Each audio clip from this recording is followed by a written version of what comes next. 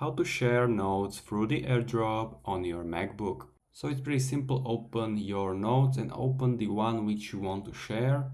And once you are here in the right upper corner area, click on this little icon to share this note.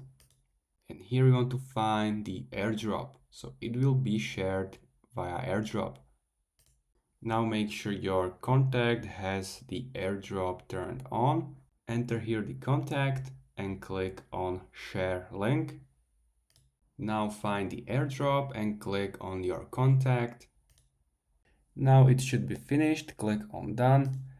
And this note is shared. So you can see here the little icon. And also here you can click on that.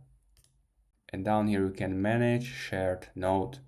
And here you will find people which share this note. So simply if I type here something, the other person will see these notes. So it's pretty useful. If you find this video helpful, please consider subscribing and see you next time.